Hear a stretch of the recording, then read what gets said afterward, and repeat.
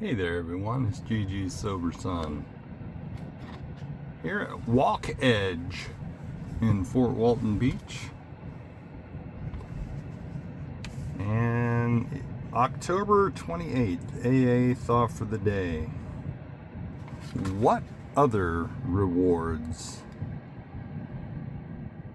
stand by, what other rewards have come to me as a result of my new way of living? Each one of us can answer this question in many ways. My relationship with my spouse or companion is on an entirely new plane. The total selfishness is gone and more cooperation has taken its place. My home is a home again. Understanding has taken the place of misunderstanding, recriminations, bickering, and resentment.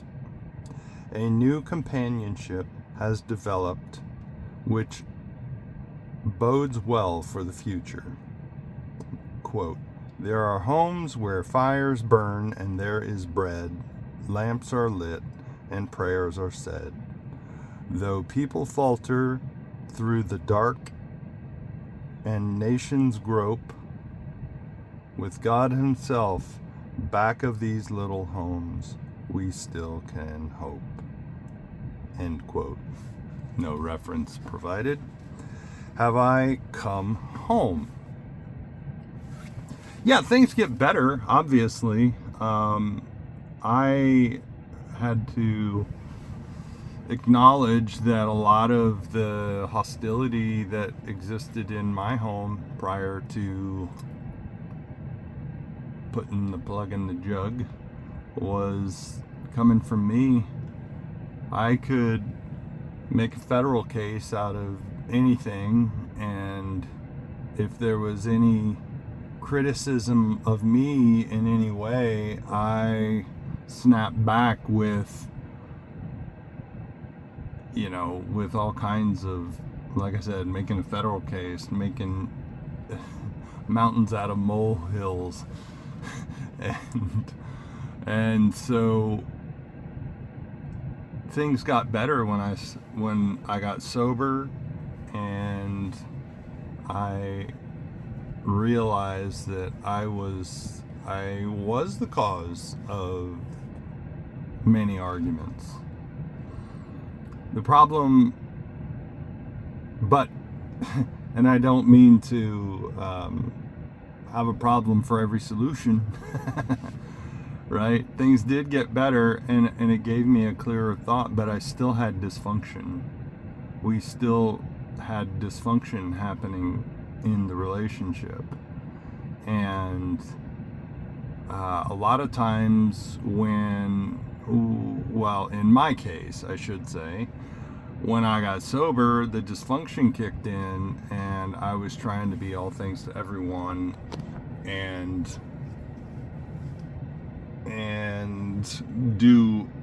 take care of everything, and I just thought it was my job, to take care of everything and make sure everybody's happy, kind of thing. And it brought about a lot of learned helplessness, and that is a real thing. And to do so much for other people that they stop even trying to do for themselves, and that's not healthy. The balance can, the pendulum can swing the other way. And I started taking responsibility for a lot of my own stuff, and then I started taking responsibility for everything. And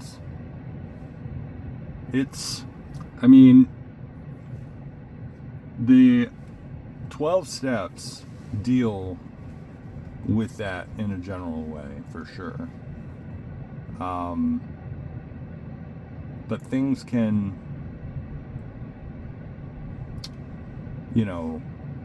things sometimes require outside help to repair relationships. And that's okay. And AA, I believe in the book Living Sober, hits on that. There may be some other literature references as well that hit on that. But I think, and I've seen it in other people's lives and other people's families, where while the husband was drinking, it was all his fault because of his drinking. Their main problems was his drinking, and then he got sober, and I think everybody just thought the family would just naturally not have any problems anymore. But that's not the case, right? We continue to learn and love and grow, and as soon as we think something is going to be the solution and sort of poof us, right? It doesn't mean you stop growing, that you don't have to continue to work on your relationships. And that continues for a lifetime. As we learn more about ourselves through working the 12 steps, we continue to grow. We continue to see how we interact with the people in our lives, and we can grow from there. Meditation for the day. We can bow to God's will in anticipation of the thing happening, which will, in the long run, be the best for all concerned. I have no idea what that means. It may not always seem the best thing at the present time, but we cannot see as far ahead as God can. We do not know how His plans are laid. We only need to believe that if we trust Him and accept whatever happens as His will in a spirit of faith, everything will work out for the best in the end. Yeah, I've heard people say, it'll all work out in the end, and if it ain't working out, it's not the end. Something like that. I'm not really sure all of what that means, but stay the course. Be a member of the No Matter What Club. No matter what, I will avoid alcohol. I will stay sober. Everything else is figure-outable, basically. Everything else is figure-outable. You know, obviously, if I'm looking for other ways that I can numb out from my problems, that's not helpful. That's not helpful.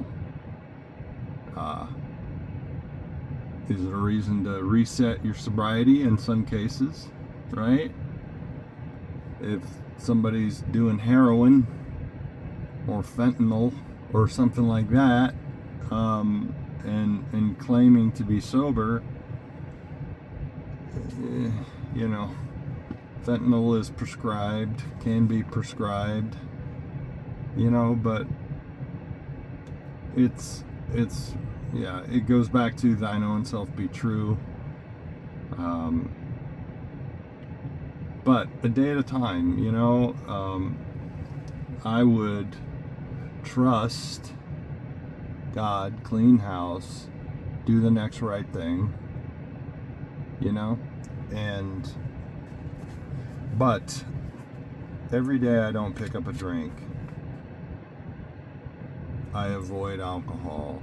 I stay sober. I'm in with a chance. I have an opportunity to learn, live, and grow.